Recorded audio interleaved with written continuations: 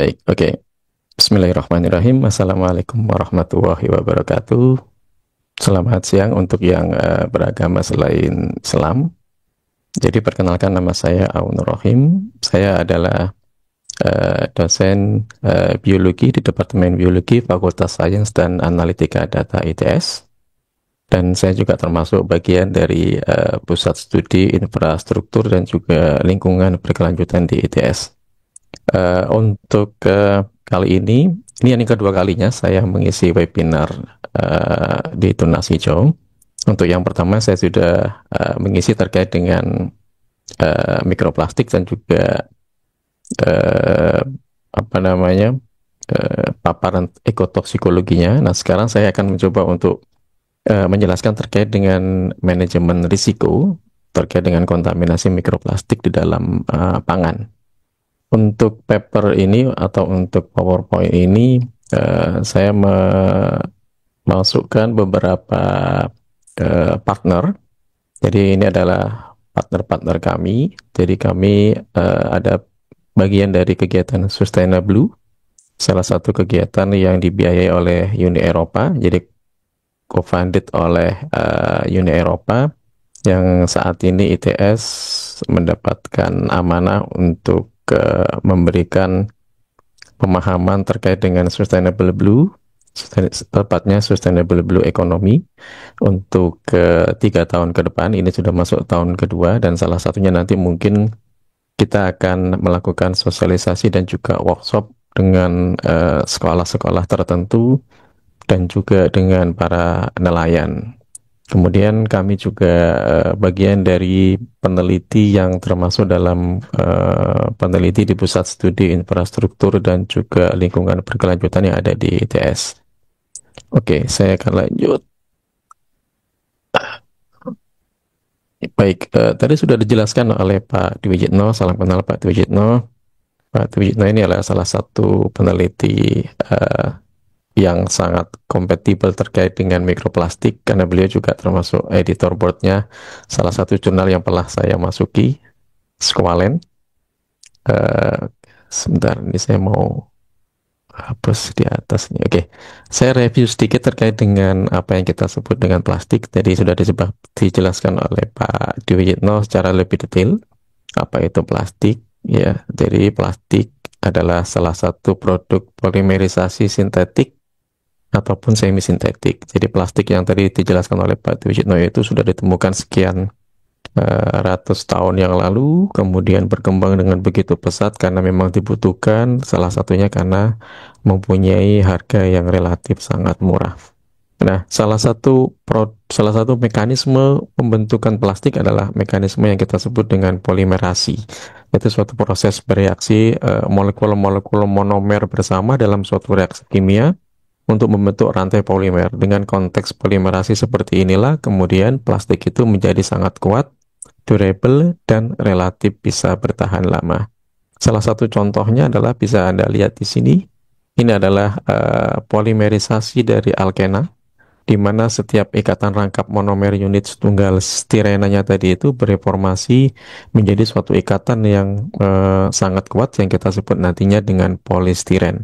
Dan polistiren ini adalah salah satu polimer plastik yang sangat kuat, dan salah satunya adalah kita mengenalnya dari styrofoam, ya. Oke, saya lanjut. Nah, bentar, saya mau ini termoplastik dan uh, saya termoplastik dan termosetting ini saya tidak kelihatan karena di sini ada beberapa hal yang harus ini.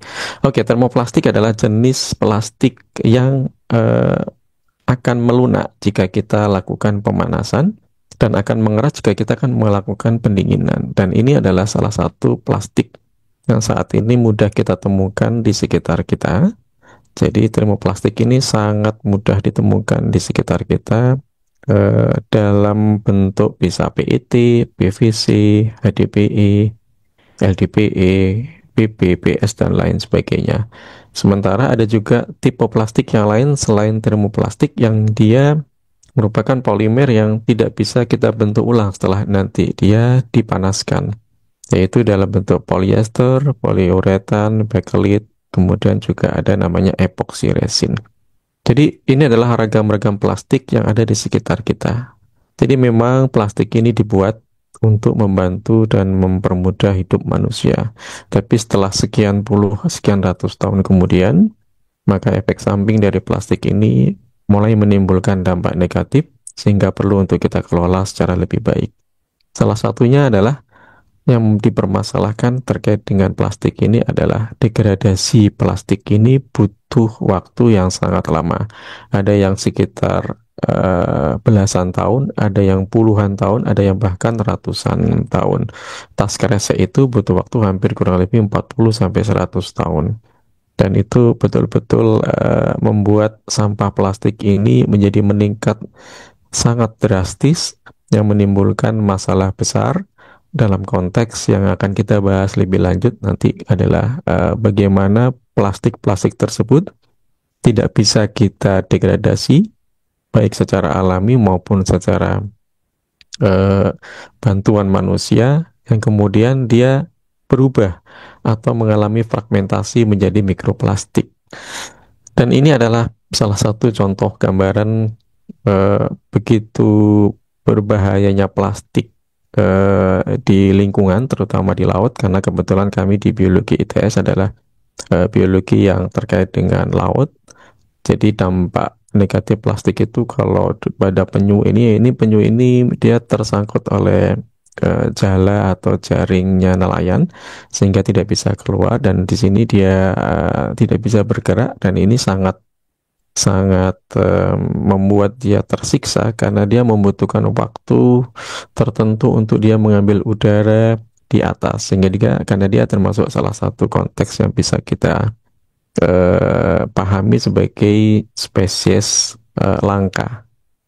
Dan beberapa plastik yang lain ini seperti tas kresek ya, atau juga ini adalah botol air minuman dalam kemasan yang dia secara tidak sengaja dimasuki oleh si kepiting atau ya si kepiting kecil ini sehingga dia tidak bisa keluar dan ini dia akan terjebak di sini dalam waktu yang relatif sangat lama. Ini dampak negatif yang sebenarnya sudah pernah kita bahas cukup lama ya dampak-dampak seperti ini. Hanya saja yang kita akan coba lihat adalah bukan makroplastiknya tapi ke mikroplastik atau nanoplastik. Nah, di sini dampak makro tadi yang sudah kita lihat itu sudah mulai eh, ada pengelolaan, sudah mulai ada mekanisme pencegahan yang dilakukan oleh pemerintah atau instansi-instansi yang lain. Tetapi degradasi plastik yang mengalami proses yang membutuhkan waktu begitu lama, yang sampai puluhan hingga ratusan tahun, yang prosesnya ada di tengah-tengah, maka salah satu proses yang ada di tengah-tengah ini kita sebut dengan proses yang kita sebut dengan fragmentasi, yaitu perubahan dari yang awalnya besar menjadi kecil. Jadi kalau tadi disebutkan oleh Pak Dwi Yitno, degradasi itu butuh waktu cukup lama. Nah, kalau saya akan memfokuskan di sini menyatakan konteks mikroplastik itu adalah proses fragmentasi.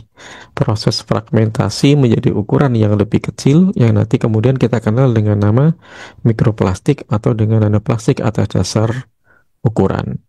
Dan dampak negatif dari mikroplastik, terutama pada makanan, ini juga sudah mulai diteliti. Tadi disebutkan oleh Pak Dwi Yitno, sudah ada begitu banyak jurnal yang mulai meneliti dampak negatif dari mikroplastik, yang salah satunya tadi ditanyakan oleh salah seorang siswa, yaitu kenapa bisa menjadi penyebab karsinogen. Nah, disitulah penelitian-penelitian terkait dengan mikroplastik ini mulai berkembang. Tidak hanya terkait dengan mikroplastik yang ada di lingkungan, tapi juga mikroplastik yang ada di makanan. Ya. Nah, kalau kita bicara ukuran, tadi disampaikan kita bicara tentang makroplastik. Yang makroplastik itu adalah posisinya ada di sini. Jadi dia berukuran lebih dari 20 mikrometer, pasti akan mudah kita lihat. Tapi yang sedang kita coba bahas adalah nanti adalah mikroplastik dan juga nanoplastik. Jadi berubahnya ukuran dari mega, makro, hingga mesoplastik menjadi mikronanoplastik itu disebabkan oleh banyak hal. Di antaranya bisa gesekan dengan air laut atau kita sebut dengan mechanical proses, atau juga dengan adanya panas matahari, ada juga proses pelapukan dan lain sebagainya. Maka sebelum proses degradasi yang memakan waktu puluhan hingga ratusan tahun itu, maka jumlah mikroplastik di alam meningkat pesat karena terjadi proses fragmentasi. Dan itu mulai ditemukan pada banyak biota, termasuk juga biota yang dikonsumsi oleh manusia. Dan inilah yang menjadi concern kita untuk kita bahas saat ini. Nah, saya mencoba untuk uh, membuat seperti mind map bagaimana pola berpikir kita terkait dengan mikroplastik ini, apa yang perlu kita ketahui dan apa yang perlu kita persiapkan terkait dengan mikroplastik yang ditemukan pada makanan maupun yang di lingkungan. Maka mind map ini saya pikir membantu kita untuk bisa mempelajari seperti apa konteks yang akan kita lakukan ke depannya untuk klasifikasi, sources, occurrence in the air, occurrence in the indoor dust, or occurrence in food commodities. Ini sudah mulai banyak dibahas. Exposure assessment sudah mulai sedang diselidiki, diteliti dan lain sebagainya. Kemudian associated chemical and toxicity tadi sudah masuk juga penelitian terkait dengan bagaimana mikroplastik itu berikatan dengan logam berat dan sebagainya sudah mulai dilakukan. Kemudian analytical teknik bagaimana kita melakukan analisis mikroplastik tadi menggunakan FTIR dan lain sebagainya.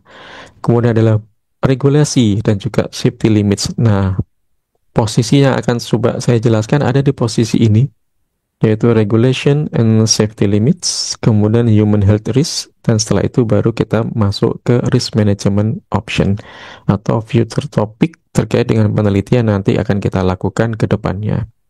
Jadi memang materi ini kalau bagi teman-teman yang masih duduk di bangku SD atau SMP mungkin agak terlalu berat, tapi yang mungkin SMA atau perguruan tinggi atau juga mungkin Bapak Ibu guru atau mungkin juga laboran tadi ya, itu bisa memahami dengan baik dan juga bisa mulai melihat peluang untuk melakukan penelitian. Jadi kalau untuk siswa-siswi bisa melakukannya dalam konteks KIR ya, tapi bagi Bapak Ibu atau mahasiswa, Bapak Ibu guru bisa mencoba untuk mulai melakukan suatu konteks penelitian yang nantinya akan membantu untuk bisa memperoleh data-data yang sedang kita butuhkan saat ini tentang regulasi, safety limit, human health risk-nya, atau juga risk management option-nya. Karena ini sekarang sedang kita lakukan, ya, kita sedang melakukan tidak hanya di Indonesia, tapi seluruh dunia untuk bisa memperoleh data yang bisa membantu kita untuk memprediksi kira-kira seperti apa mikroplastik ini akan menyebabkan dampak negatif kepada manusia itu sejauh mana gitu ya. Oke, saya akan masuk sedikit. Nah, tadi ada gambar yang sama dengan miliknya Pak Dwi Yitno. Ya, kita bahas yang fokus terkait dengan ini adalah mikroplastik dan nanoplastik. Kalau saya menyebutnya atau menyingkatnya dengan kata MNPS ya, mikro nanoplastik. Kalau mikroplastik itu tadi ukurannya adalah antara 1 mikron hingga 5.000 mikron. Kalau 5.000 mikron itu kurang lebih sekitar 5 mili. 5 mili itu kelihatan sekali lah, 0,5 cm. Ya, jadi kita masih bisa melihat mikroplastik dengan mata telanjang tanpa harus melihat dengan mikroskop. Tapi ada yang ukuran tertentu di dalam ukuran rentang mikroplastik ini yang harus kita lihat di bawah mikroskop. Nah, ada satu lagi yang kita sebut dengan nanoplastik. Ini ukurannya di bawah 1 mikron dan ini sulit untuk bisa kita lihat di bawah mikroskop. Dan biasanya kita akan melakukan suatu mekanisme tertentu untuk memprediksi nanoplastik ini dengan menggunakan suatu alat yang namanya particle size analyzer. Dan ini susah untuk kita pahami atau kita lihat dengan mata telanjang. Dan semuanya ini ada yang terlihat, yang 5.000 mikron terlihat, ada yang umumnya tidak terlihat oleh mata. Karena tidak terlihat oleh mata, maka unseen truth ini akan menyebabkan kita menjadi tidak aware ya, abai ya, abai terhadap mikroplastik ini karena memang tidak terlihat. Nah, karena tidak terlihat inilah, maka pada saat dia ada di makanan kita, maka disitulah akan terjadi eh, apa namanya perpindahan yang tadi disebut oleh Pak Dwi Jitno adalah bioakumulasi. Ya, nah kalau kita bicara tentang bioakumulasi, maka disinilah kita akan masuk pada satu posisi tertentu, yaitu manusia. Jadi manusia ini kita bisa menyebutnya sebagai top predator. Artinya tidak ada lagi yang akan memakan manusia. Maka posisi kita ada saat ini sebagai top predator. Dan mikroplastik tadi yang ukurannya begitu kecil, yang kemudian dia termakan oleh fitoplankton. Fitoplankton dimakan oleh zooplankton dan di situ kemudian ada MPS biofilm ini saling mengikat logam berat atau mengikat senyawa POPs, kemudian dimakan lagi oleh konsumen tingkat 2, konsumen tingkat 3 sampai kemudian ada top consumers dan dia dimakan oleh manusia, maka proses ini kita menyebutnya sebagai proses bioakumulasi. Ya, nah hanya saja kita tidak mengetahui unknown sources of MPS, kita tidak tahu. Ya, karena begitu banyak sumber mikroplastik yang kemudian masuk ke dalam sistem perairan seperti laut ini. Dan kita juga saat ini masih belum mempunyai standar guideline for MPS estimation. Kita belum punya guideline-nya. Kita tidak punya standarnya. Saat ini pemerintah kita, pemerintah Indonesia, beberapa tahun belakangan, kebetulan kami mendapatkan hibah juga dari KLHK untuk melakukan suatu penelitian terkait dengan mikroplastik yang ditemukan di perairan maupun di sedimen. Nah, ada yang di sungai, ada juga yang di laut. Nah, tidak hanya ITS, tapi juga perguruan tinggi yang lain, serta beberapa institusi tertentu seperti BRIN juga, itu diberi kesempatan untuk melakukan sampling dengan menggunakan metode yang sama satu sama lain, sehingga kemudian kita akan memperoleh data, dan data itu kemudian nantinya akan kita gabungkan menjadi satu untuk bisa menjadi salah satu guideline bagi pemerintah Indonesia melalui KLH, Kementerian Lingkungan Hidup, untuk bisa membuat standar. Saat ini sedang disusun, kita berdoa mudah-mudahan nanti kita sudah mempunyai standar guideline dalam waktu dekat. Nah, konteks human exposure ini bisa melalui inhalasi, bisa melalui oral, bisa melalui dermal. Kalau yang kita lihat seperti ini biasanya melalui oral. Jadi kita melalui mekanisme makan dimakan. Nah, disitulah kemudian kita ingin mengetahui ada berapa banyak ya mikroplastik dalam tubuh kita. Kalau kita makan ini, makan ini, makan ini, dan seterusnya.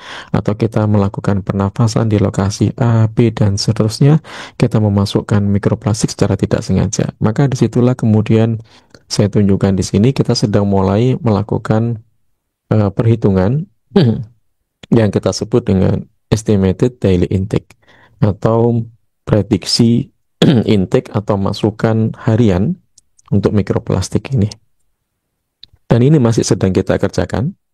Tidak hanya ITS, tapi begitu banyak perguruan tinggi yang lain di dunia juga sedang melakukan prediksi berapa mikroplastik atau edi mikroplastik ini dalam tubuh manusia. Nantinya kalau sudah kita mengetahui edi ini, maka kita akan bisa melangkah lebih jauh untuk bisa memprediksi kira-kira acceptable daily intake-nya itu berapa. Berapa yang boleh atau diperkenankan ada dalam tubuh kita, si mikroplastik ini. Untuk logam berat itu sudah ada nilai AD-nya. Tapi kalau untuk mikroplastik belum ada. Maka nanti arahnya kemungkinan adalah seperti logam berat tersebut. Sehingga kita akan bisa memprediksi kira-kira berapa banyak kita mengkonsumsi sesuatu bahan seperti ikan ini dalam satu hari berapa banyak, supaya nantinya konsumsi kita yang terkait dengan ikan ini tidak memberikan efek negatif yang berat kepada tubuh kita. Nah, estimated daily intake ini adalah salah satu kajian yang memang saat ini sedang kita kerjakan, ya. Jadi adalah salah satu kajian yang apa namanya untuk memprediksi intake dari mikronanoplastik pada manusia. Baik itu melalui tadi jalur makan, melalui jalur inhalasi, atau melalui konsumsi air. Dan hingga saat ini dunia masih belum punya baku mutu berapa jumlah maksimal mikronanoplastik yang diperbolehkan masuk dalam tubuh manusia. Maka tadi sudah saya jelaskan di slide sebelumnya. Kita sekarang sedang posisi mencari ED ini sebanyak mungkin kita memprediksi berapa estimated daily intake dari banyak negara, dari Indonesia juga termasuk, yang nantinya kemudian kita nanti arahkan kepada satu konteks yang kita sebut sebagai ADI atau acceptable daily intake, yaitu jumlah yang masih diperbolehkan untuk dikonsumsi dalam satu hari. Maksudnya dikonsumsi itu bukan kita mengkonsumsi mikroplastik, tapi mikroplastik yang ada dalam tubuh kita itu seberapa banyak yang bisa kita acceptable. Karena ini adalah mekanisme bukan sengaja kita memakan mikroplastik, tapi ketidaksengajaan yang seberapa besar untuk kita bisa cegah supaya nanti ADI ini tidak terpenuhi. Nah, ini tadi dijelaskan juga oleh Pak Dwi Yitno tadi, mungkin dari mana saja kontaminannya mikroplastik tadi itu. Ada beberapa penelitian, termasuk salah satunya adalah penelitian dari Cox et al. Tahun 2019 tentang human consumption of microplastic. Ternyata partikel mikroplastik yang paling banyak masuk ke dalam tubuh kita itu adalah berasal dari air dalam botol atau air minum dalam kemasan botol. Itu kurang lebih hampir sekitar 94,37 partikel, yang kalau kita prediksikan yang per person, per orang dalam satu tahun itu ada sekitar 78.000 sampai 211.000 partikel mikroplastik di dalam tubuh kita. Pertanyaannya adalah apakah ini sudah menjadi patokan untuk kita menyatakan dia berbahaya? Belum. Kita belum tahu. Maka di situ kita perlu mencari, setelah mendapatkan data ED, kita akan nanti mencari acceptable daily intake untuk bisa menyatakan bahwa ini adalah sesuatu yang mulai berbahaya atau tidak. Perlu kajian dan penelitian lebih lanjut, di mana kajian dan penelitian itu kita bisa lakukan skala in vitro atau mungkin skala in vivo, bisa dilakukan di lapangan atau mungkin juga bisa dilakukan pada menggunakan hewan uji tertentu. Dan ini juga sedang masih kita lakukan. Kalau kita bicara soal penelitian, tidak bisa singkat, dan itu butuh waktu yang relatif cukup lama. Oke, saya masuk ke sini. Oke, nah, masih kajian mikronanoplastik yang berkaitan dengan manusia. Ada satu penelitian dari Mondal et al. Tahun 2025, ini masih relatif sangat baru sekali. Si Mondal dan teman-temannya ini meneliti terkait EDI atau daily microplastic intake tadi, estimated daily intake untuk beberapa negara di South Asian countries, South Asian ya. Ada India, ada Bangladesh, ada Sri Lanka, ada Pakistan, Nepal, Bhutan, Maldives, dan juga Afghanistan. Sayangnya memang tidak ada Asia Tenggara, ini adalah South Asian, jadi Asia Selatan. Ya, nah datanya ternyata menunjukkan kontribusi tertinggi ED itu ditemukan dari ikan. Jadi mikroplastik ditemukan tertinggi itu dari konsumsi ikan, kemudian diikuti oleh konsumsi gandum, dan diikuti konsumsi oleh air botol mineral. Keluar lagi ini, air botol mineral. Nah, dan Mondal juga meneliti terkait dengan polimer hazard index-nya atau indeks bahaya polimernya. Ini adalah suatu alat untuk menilai potensi resiko kesehatan manusia dan lingkungan yang terkait dengan polimer, termasuk diantaranya adalah mikroplastik. Jadi PHI ini, kalau tadi ditanyakan oleh Ibu yang jadi laboran di salah satu perguruan tinggi, ini bisa dilakukan. Kita ada Bapak Ibu bisa mencari kriteria apa yang disebut dengan PHI. Nanti ada kriteria tertentu, nanti dia termasuk kriteria yang berbahaya atau tidak berbahaya, atau nanti ada gradasi kriterianya. Jadi PHI ini nanti akan mengukur potensi toksisitas kimia dari polimer atas dasar jenisnya, sehingga nanti akan membantu memahami dan mengelola risiko yang mungkin ditimbulkan oleh paparan polimer. Termasuk diantaranya nanti akan keluar suatu data yang menyatakan bahwa Yang berbahaya itu salah satunya adalah PVC, polyvinyl chloride. Ini termasuk high risk polymer. Masih menelitinya Mondal tadi itu. Jadi Mondal tadi sudah mengeluarkan suatu statement dari penelitian dia bahwa yang high risk polymer itu termasuk adalah PVC, kemudian polyakrilamid. Ini yang biasanya kalau dibuat untuk akrilik ya, untuk kalau kita pakai untuk kalau kita seminar ada namanya di situ. Kemudian stiren butadiene copolymer hampir mirip seperti polistiren. Ini apa namanya tadi disebutkan styrofoam. Kemudian ada polyester. Polyester ini adalah polimer yang biasanya dibuat sekarang untuk menggantikan katon tadi yang untuk baju kita. Kemudian poliuretan dan juga polyamid. Nah, dari hasil penelitian Mondal ini memang ada beberapa prediksi ED tadi melalui food, melalui makanan tadi itu sekitar 508 sampai 2280 partikel per orang per hari. Ini per hari ya, bukan per tahun. Jadi ada sekitar 500-an sampai 2200 partikel yang akan masuk ke dalam tubuh manusia melalui jalur makan atau melalui jalur apa namanya tadi disebut jalur sistem pencernaan. Dan hasilnya memang tadi disebutkan oleh Mondal yang tertinggi itu ternyata memang dari tadi itu adalah ikan, kemudian disusul oleh kalau tidak salah saya tadi apa ya, ikan gandum, kemudian tadi ada terakhir adalah air botol dalam kemasan kurang lebih sampai 500 partikel per liter. Jadi kalau kita minum 1 liter air kurang lebih 500 partikel mikroplastik yang akan masuk ke dalam tubuh kita. Dan pHi-nya itu berada di kisaran tinggi hingga sangat tinggi. Termasuk nanti di sini kalau secara berurutan nanti dari garam itu yang paling tinggi, kemudian ikan, kemudian susu dan kemudian air minum.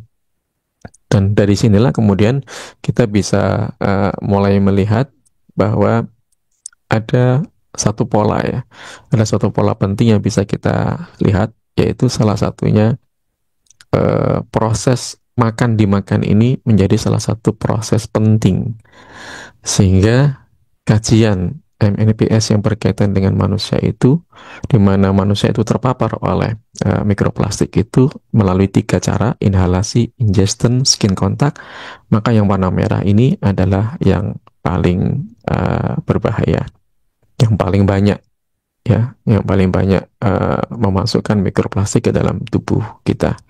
Dan ini sebagai konteks dominasi paparan, yaitu melalui proses makan dimakan, baik itu ikan, baik itu air minum dan juga beras dan kemudian garam dan lain sebagainya. Dan MPS mostly discover di mana?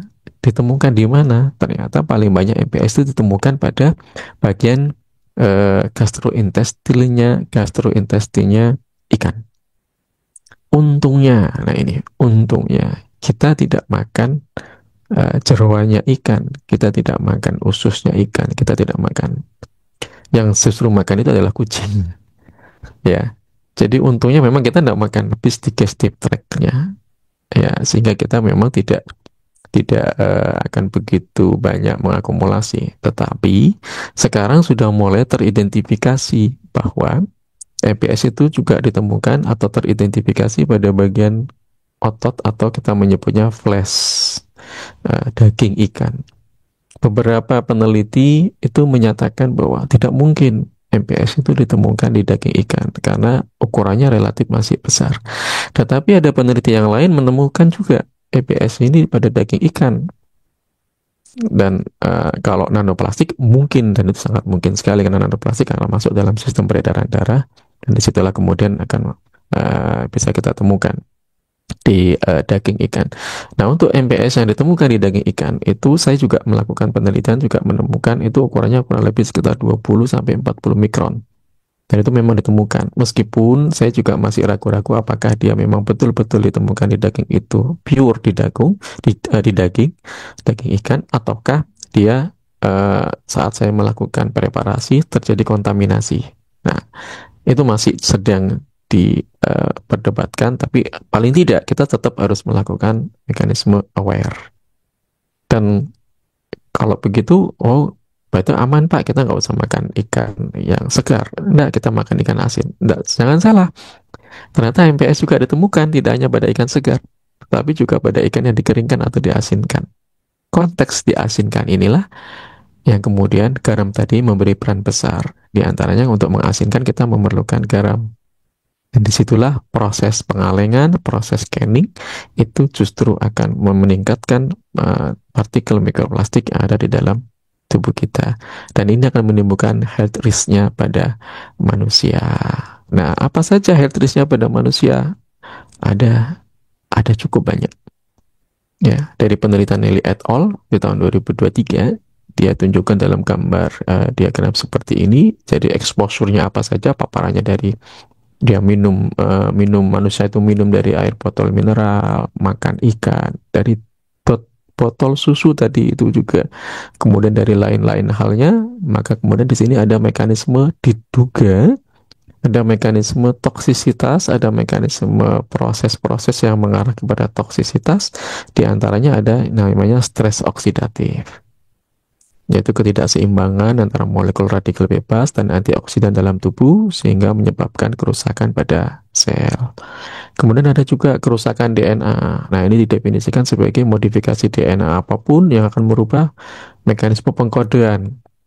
Ya, nah ini nanti bisa menimbulkan ada suatu mekanisme, ya kalau kita bicara tentang logam berat nanti salah satunya bisa ada timbul kecacatan pada tubuh manusia. Maka diduga juga mikroplastik bisa jadi mengarah ke sana kan ada kerusakan DNA atau juga disfungsi organ, yaitu suatu kondisi di mana ketika suatu organ tidak lagi berfungsi seperti yang diharapkan, atau mungkin gangguan metabolik atau ada kelainan dalam proses metabolisme tubuh, ya, atau mungkin neurotoksisitas.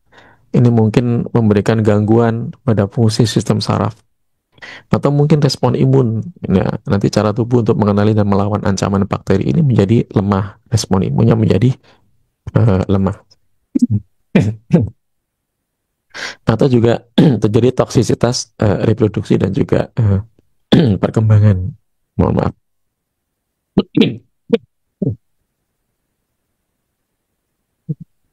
Nah, dari sekian banyak dampak negatif ini perlu ada suatu maaf, suatu mekanisme mitigasi dan juga manajemen resiko. Di antaranya seperti apa? Jadi kalau saya simpulkan dari beberapa jurnal, ada 4 risk management strategis yang bisa kita lakukan.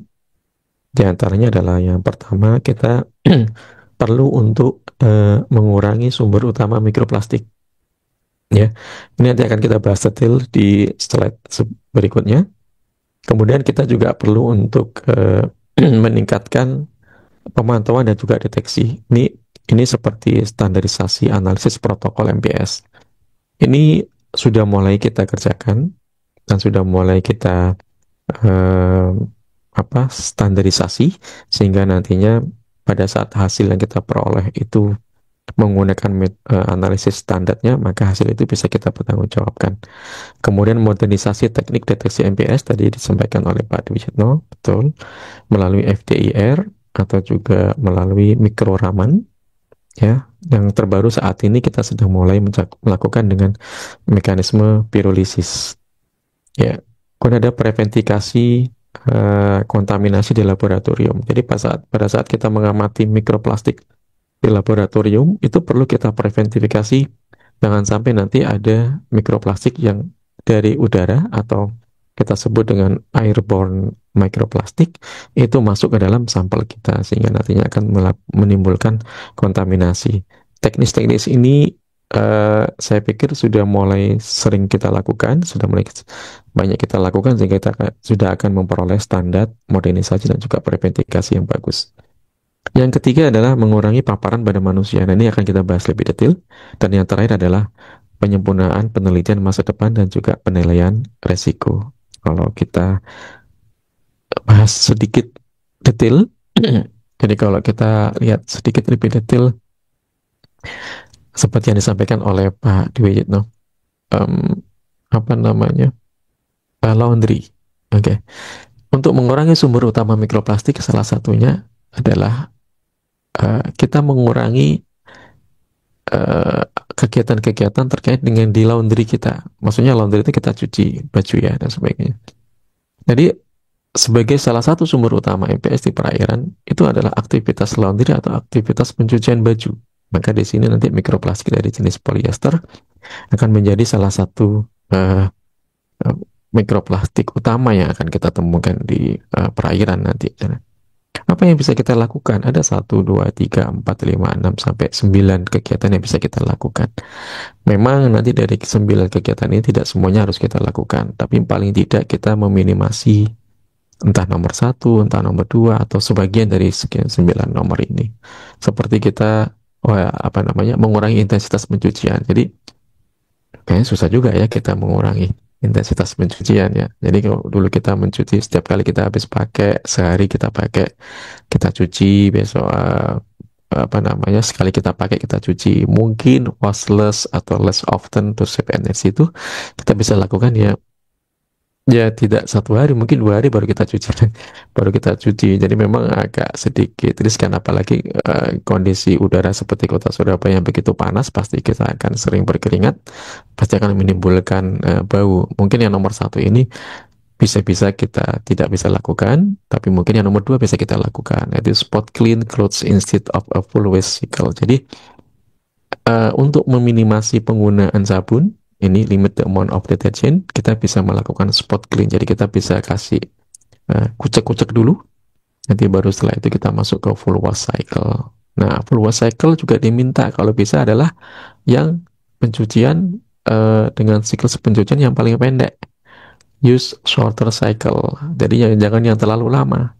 Dan juga kalau bisa tidak melakukan mekanisme pengeringan yang, kalau sekarang ada mesin cuci yang em, pisah ya antara mesin cuci dengan pengering. Nah, ini yang pengering itu biasanya sangat kuat sekali, dan itu di nomor 8 ini kalau bisa kita hindari. Lebih baik kita langsung menjemur di bawah sinar matahari, atau mungkin dengan satu kanopi tertentu, sehingga nanti kita bisa menghindari pengeringan menggunakan alat khusus seperti apa namanya, alat pengering khusus ini ya. Itu biasanya akan membuat eh, apa namanya, mekanisme seperti ini. Nomor 9, hand soak sportswear. Jadi ini nanti kalau kita pakaian olahraga itu seringnya kita mengalami pengkerutan itu tadi ya. Nah, tapi kalau misalkan kita mekanisme seperti itu akan membuat beberapa polyester yang ada di dalam baju kita itu akan terlepas, dan ini akan menyumbang sangat besar mikroplastik ke perairan. Nah, kalau yang kedua mungkin terkait dengan bagaimana kita mengurangi penggunaan plastik di sekitar kita, di tempat kita saat ini.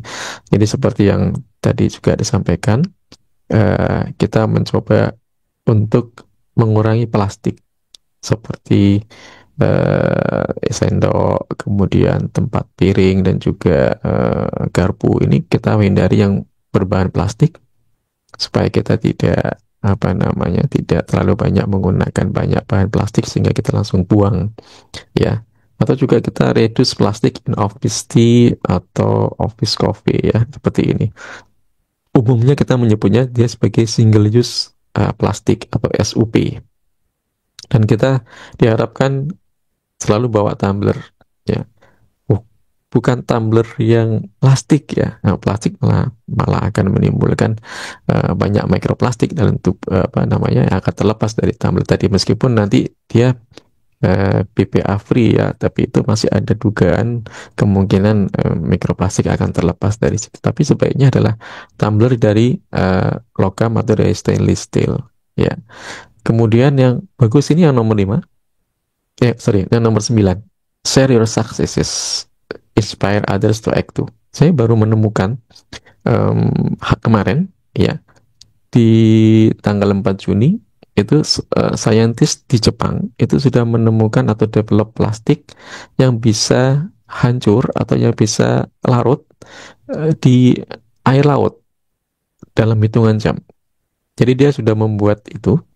Anda bisa cek mungkin di sosial media, Anda akan bisa menemukan ada peneliti dari Jepang ini sudah mulai menemukan plastik yang bisa larut di air laut atau dia bisa luluh di air laut dalam hitungan jam. Ini bagus sekali, salah satu inovasi yang mungkin bisa menggantikan plastik yang saat ini kita gunakan. Dan setelah saya lihat di videonya itu memang dia elastis juga. Jadi dia menggunakan bahan-bahan tertentu yang bahan itu nantinya kalau dia terkena air laut atau HCl tadi itu dia akan larut. Dan ini bagus sekali. Ini inspirasi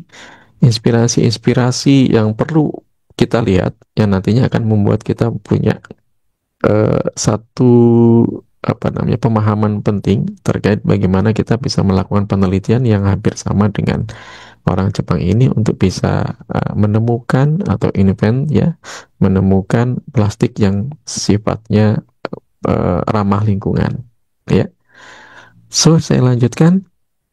Nah, kemudian di sini ada eh, promoting recycling and circular economy. Ini saya pikir sudah dipahami dengan baik oleh teman-teman di sini ya.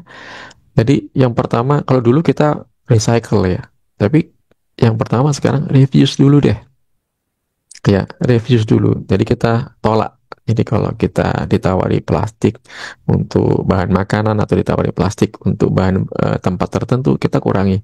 Kita tolak karena kita bawa plastik sendiri atau kita bawa plastik yang selalu kita bawa untuk membawa bahan tertentu yang bisa kita gunakan berulang-ulang.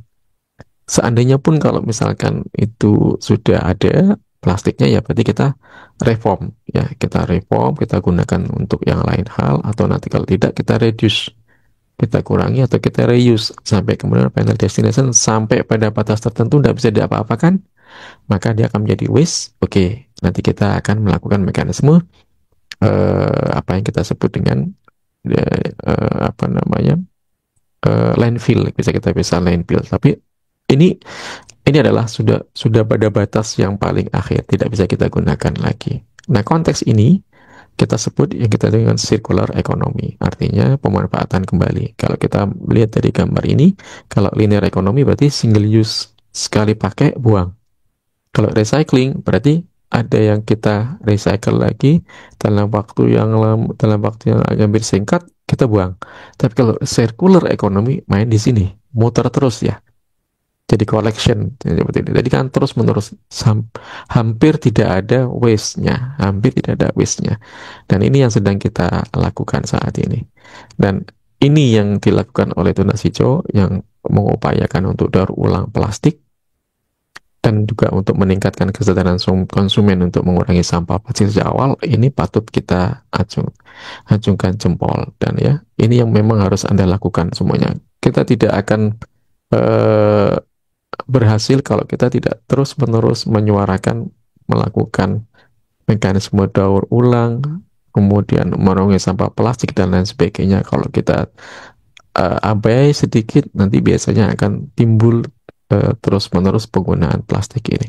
Terutama saat ini dalam waktu dekat pada saat Idul Adha, di mana pemerintah Kota Surabaya sudah menyatakan mewajibkan seluruh instansi yang melakukan pemotongan hewan kurban untuk membungkusnya tidak dengan plastik tapi dengan semacam besek tertentu. Dan ini memang butuh biaya, tapi ini adalah suatu hal untuk mengurangi bagaimana plastik itu semakin banyak di lingkungan kita. So, oke, untuk ini yang paling penting terkait dengan regulasi hukum, ya, regulasi hukum. Kita tidak bisa, kita sebagai masyarakat, kita tidak bisa campur tangan dengan konteks legal ini, tapi kita bisa menyuarakan pada legislatif ya untuk melakukan implementing legal regulation ya. Jadi ada kebutuhan mendesak akan regulasi hukum yang kuat terkait dengan mikroplastik. Permisi Pak, Ya, Din mengingatkan waktunya kurang 5 menit lagi ya Pak. oke. Terima Terima kasih. kasih ya. Saat ini tidak ada undang-undang khusus yang mengatur mikroplastik dalam bahan pangan secara global. Tidak ada. Baik itu di Indonesia bahkan mungkin di dunia. Tetapi sudah ada upaya-upaya untuk mengurangi atau bahkan menghilangkan microbeads. Ini adalah mikroplastik primer yang dilakukan oleh beberapa negara tertentu seperti Amerika, Australia, Uni Eropa, atau Perancis dan sebagainya. Di tahun 2012 sudah mulai melakukan hal seperti ini. Dimulai dari NGO, semacam non-government official. Jadi dia semacam LSM, ya LSM menyuarakan seperti ini.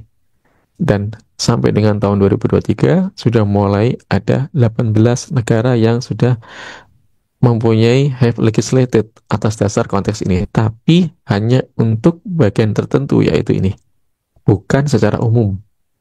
Ya, dan ini yang sedang kita usahakan, baik di dunia maupun di Indonesia. Kita harus punya regulasi hukum yang kuat terhadap mikroplastik ini.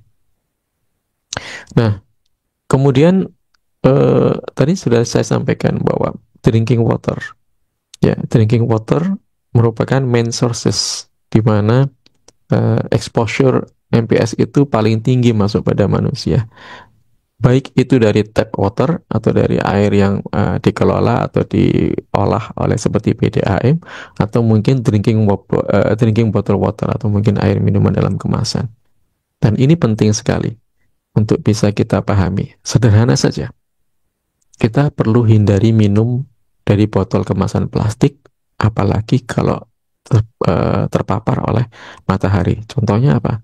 Botol plastik minuman kita, ya botol mineral kita yang ada di dalam mobil kena panas terus-menerus, itu sebaiknya dihindari untuk diminum karena dia akan mengalami mekanisme fragmentasi plastik menjadi mikroplastik. Ya, itu yang perlu untuk Anda pahami dengan baik. Ada water treatment, ini juga dari PDAM. Water treatment juga masih ditengari belum mampu untuk meminimasi jumlah MPS. Beberapa tahun yang lalu, 2 atau 3 tahun yang lalu, ada teman dari Teknik Fisika ITS melakukan penelitian, membuat semacam prototipe untuk bisa memilah air baku mutu dari PDAM, yang mana di situ bisa memisahkan antara mikrob yang mengandung mikroplastik dengan yang tidak mengandung mikroplastik dengan menggunakan satu metode tertentu, dalam konteks saya agak lupa namanya, sehingga dia bisa mengarahkan mikroplastik itu akan dikumpulkan di bagian tertentu, sementara yang dialirkan ke masyarakat itu bisa bebas dari mikroplastik. Cuman masalahnya adalah saluran dari PDAM itu, dari pusat PDAM menuju ke masyarakat atau konsumen masih menggunakan PVC, dan ini yang dimasalah, sehingga kemudian dugaan PS masih ditemukan pada water treatment juga masih tinggi, gitu ya. Kemudian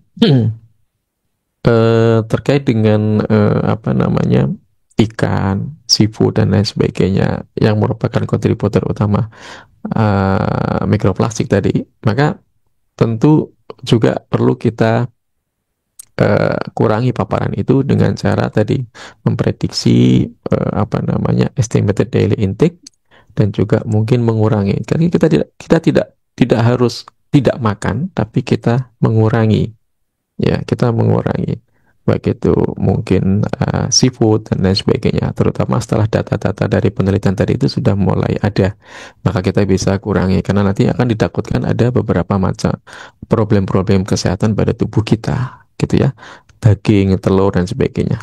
Nah, yang mungkin ini kalau untuk daging kurban, kita jangan cuci daging ya, nanti akan timbul ini serba salah. Kita harus mencuci daging terus kita masukkan ke kulkas, nanti dia malah ada banyak apa namanya, telur-telur dari cacing dan sebagainya masuk ke situ. Tapi ada juga yang mengatakan jangan mencuci daging kurban sebelum dimasukkan ke dalam freezer atau kulkas dan sebagainya. Memang serba salah, tapi paling tidak dengan kita tidak mencuci, oke, memang nanti asumsinya mikroplastiknya masih ada, tapi dengan kalau kita mencuci nanti ada kontaminan yang lain yang akan memberikan pengaruh. So, nah ini yang mungkin agak sedikit sangat teknis sekali terkait dengan apa yang kita lakukan saat ini. Jadi kita perlu menjelaskan mekanisme toksisitas tadi itu. Untuk bisa menjelaskan mekanisme toksisitas, berarti kita tidak bisa hanya asal menjelaskan, tapi kita perlu ada suatu kajian-kajian yang nantinya kajian itu dirupakan dalam bentuk jurnal. Dan saat ini kami sedang melakukan penelitian bekerja sama dengan teman-teman dari Universitas Airlangga, dari biologi juga. Ada Profesor Alfia Hayati di sini, beliau adalah koordinator yang ada di sini. Ya, kami sudah ada sekitar 1, 2, 3, ada sekitar 7, tapi saya masukkan masih 3 paper ini terkait dengan penggunaan beberapa material biomaterial tertentu untuk mengetahui efeknya terhadap makhluk hidup. Ya, jadi kita gunakan ini kayu manis, live extractnya ya untuk hematological assessment untuk rats, jadi untuk tikus yang diekspos atau dipapar oleh polistiren nanoplastik. Jadi ini dipapar oleh nanoplastik dari polimer polistiren. Dan ini juga ada masih kita lakukan juga dengan hewan uji yang berbeda pada ikan nila. Ini masih menggunakan hewan uji yang sama tapi untuk spesies yang berbeda, Ratus norvegicus. Ya, dan ini sudah keluar di tahun 2025. Anda bisa cek di internet, mungkin Anda bisa menemukan di situ. Nah, kemudian tadi disampaikan juga oleh Pak Dwi Jitno, masih memungkinkan ada gabungan antara mikroplastik tadi itu dengan heavy metal sehingga terjadilah efek gabungan. Iya, kalau efek tadi itu saling melemahkan, tapi ternyata efek itu bisa saling memperkuat. Maka di sini sudah ada penelitian juga yang dilakukan oleh Yan et al. Tahun 2020. Tapi memang data waktu itu belum begitu jelas, belum begitu detail apakah memberikan pengaruh yang sangat krusial. Yang pasti setelah ada gabungan antara mikroplastik dengan heavy metals, itu ternyata telur itu ada sebagian yang kosong, tidak ada zigotnya, atau mungkin dia mengalami kematian.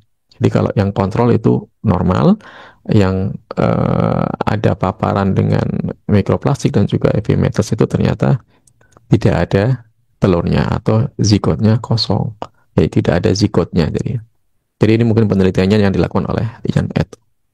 Kemudian kita juga harus fokus pada populasi rentan. Siapa? Ini adik-adik kita, batita atau mungkin yang juga baru lahir, bayi yang baru lahir. Ada penelitian seperti ini adalah salah satu penelitian terkait dengan roadmap yang harus dilakukan, what type atau what quantity of MNPS enter the gastrointestinal tract dan lain sebagainya. Sampai kemudian masuk ke dalam konteks di sini what type pass through the GIT dan seterusnya. Sampai kemudian di sini kita ingin mengetahui what type or quantity of NMPS are humans exposed to in early life. Ada ini. Nah, ini ada paper. Paper ini bisa digunakan sebagai rujukan atau peta jalan untuk roadmap penelitian yang bisa kita lakukan untuk mengetahui dampak negatifnya terhadap batita maupun bayi yang baru lahir. Dan ini adalah yang terakhir mungkin ya, kalau nggak salah, ini adalah kita mulai harus menetapkan panduan berbasis kesehatan. Ya, ini adalah tugasnya pemerintah. Tapi pemerintah akan sangat terbantu kalau kita sebagai peneliti dari perguruan tinggi memberikan masukan kepada pemerintah terkait dengan data-data yang dilakukan seperti ini. Sehingga nantinya kita bisa mengetahui acceptable daily intake, sehingga kita bisa meminimasi efek cemaran mikronanoplastik pada manusia.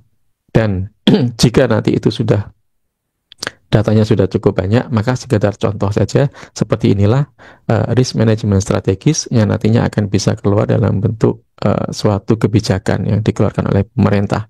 Sehingga nantinya akan ada threshold 1, threshold 2, sampai dengan threshold 4, di mana risk thresholdnya itu akan keluar beberapa konteks data seperti ini. Tissue translocation, ada sekian partikel per liter dan seterusnya. Ini contoh saja, bukan di Indonesia. Ini sekitar contoh untuk menunjukkan bahwa ini kalau sudah ditemukan satu data yang cukup banyak, data yang cukup banyak untuk bisa keluar dalam bentuk risk management strategis ini, maka akan bisa keluar seperti ini.